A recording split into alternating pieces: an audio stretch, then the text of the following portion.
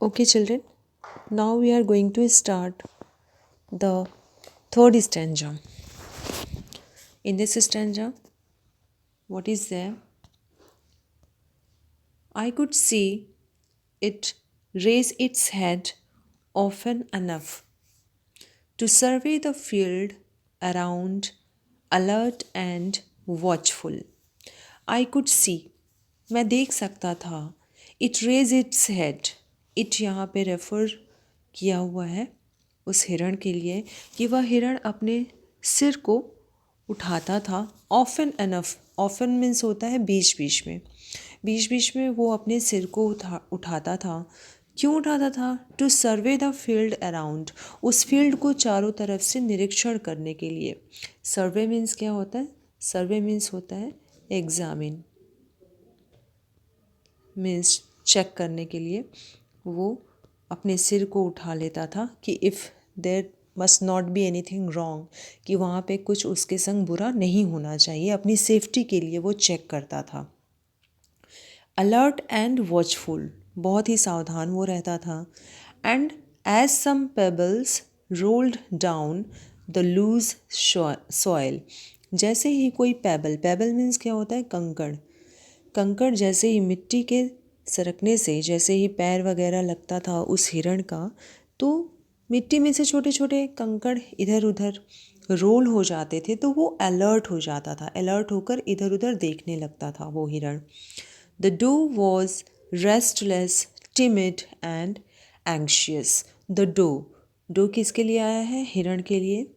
Dough जो था वो रेस्टलेस था, बेचैन था. टिमिड, टिमिड डरपोक था. एंड एंग्शियस, वरिड था, वो चिंतित था. Like a maiden waiting for her lover. अब मेडन क्या होता है? मेडन मीन्स होता है गर्ल, गर्ल, अनमैरिड गर्ल जो कि अपने प्रेमी का वेट करती है. तो यहाँ पर हिरण की तुलना की गई है एक मेडन से, एक गर्ल से. जैसे एक प्रेमिका अपने प्रेमी का इंतज़ार करती है, हर आहट पर चौकन्ना हो जाती है कि शायद वो आ गया, वैसे ही ये हिरण भी हर आहट पे चौकन्ना हो जाता है कि कहीं उसके संग कुछ गलत ना हो जाए. As she watched the leaves when they fluttered and closely analyzed as monkey or a bird or the footsteps of an animal nearby, like a general surveying the enemy territory. तो यहाँ पोइट ने बताया है कि जैसे एक प्रेमिका अपने प्रेमी का इंतज़ार करती है जब वो पत्तियों को देखती है. As she watched the leaves, leaves means पत्तियाँ, जब वो पत्तियों को देखती है. When they fluttered, fluttered means होता है मूव्ड, जब वे मूव होते हैं यानी हिलते हैं, तो वो उस आहट से सोचती है कि उसका प्रेमी आ गया. And closely analysed, analysed means क्या होता है? एग्जामिन, स्टडीड, मतलब वो एग्जामिन करती है. क्या? एज मंकी और अ बर्ड, जब भी कोई जानवर या पक्षी भी आते हैं तो भी उसे लगता है कि उसका प्रेमी आ गया. और the foot steps of an animal near by, चाहे कोई भी जानवर हो उसके कदमों की आहट से इसे लगता है कि उसका लवर आया हुआ है. Like a general surveying the enemy territory, और ये हिरण भी वैसे ही चौकन्ना होके घास को च्यू कर रहा है, मंच कर रहा है, जैसे कि एक जनरल. जनरल कौन है? जनरल होता है आर्मी का हेड, कि अपने आर्मी का जैसे कोई निरीक्षण करता है जनरल, एनिमी टेरिटरी, शत्रु के दल का निरीक्षण करता है, वैसे ही ये हिरण भी टहल कर अपने आप को चौकन्ना रखता है, अटेंटिव रखता है. Now the next one, next page हम लोग देखेंगे. द नेक्स्ट स्टैंजा में है I still watched the pretty deer. मैं अभी भी उस प्रिटी, प्रिटी मीन्स होता है ब्यूटीफुल, मैं अभी भी उस ब्यूटीफुल डियर को, उस सुंदर डियर को मैं वॉच कर रहा था, बहुत ही ध्यान से देख रहा था. As it could still enslave the mind of a modern Sita. इस लाइन को ध्यान से देखिएगा, इसमें क्या दिया हुआ है, इसमें as it could still enslave. Enslave means क्या होता है? इंस्लेव मीन्स होता है अपने वश में कर लेना, जादू के through create a magical attraction, जादू के थ्रू किसी के दिमाग को अपने वश में कर लेना।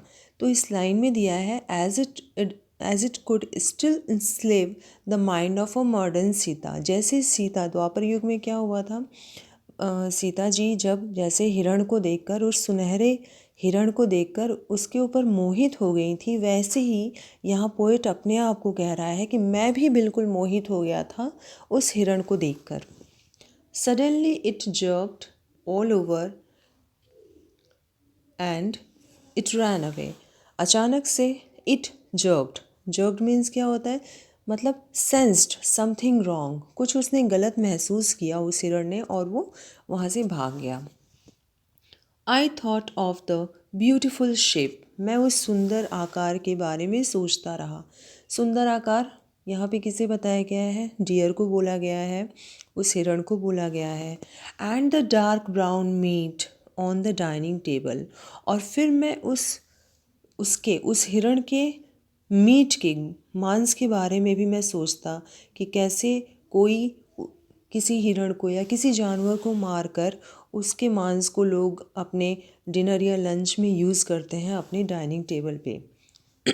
Of a drunkard who searches for his mouth with unsteady hands to gulp the pieces.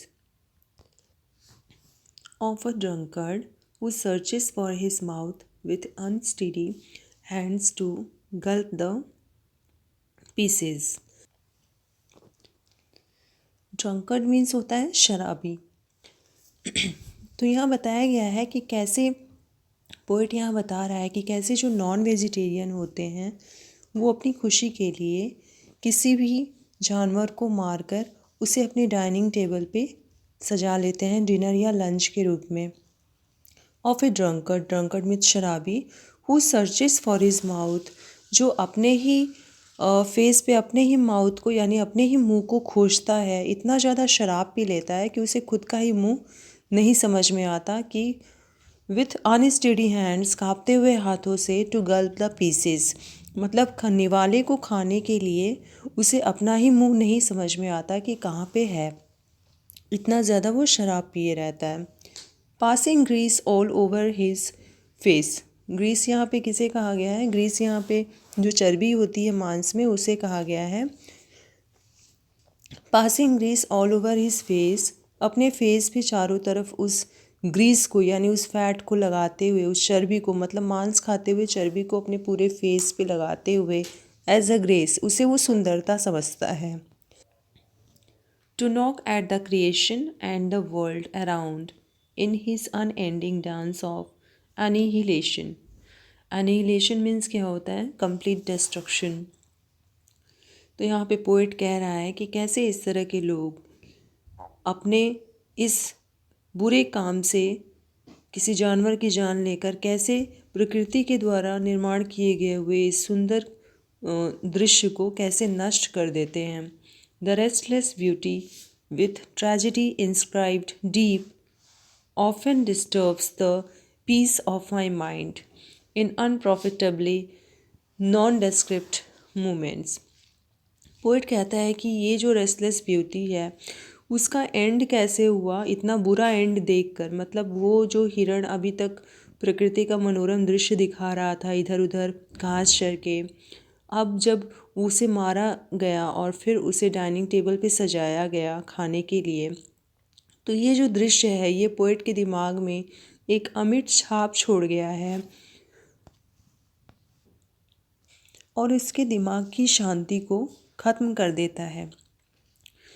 और इस पल को वो शब्दों के द्वारा बयान नहीं कर सकता, बता नहीं सकता, मतलब टोटली वो उसे एक्सप्लेन नहीं कर सकता है कि कितना बुरा ये वर्क है प्रकृति के बनाए हुए चीज़ों को नष्ट करना।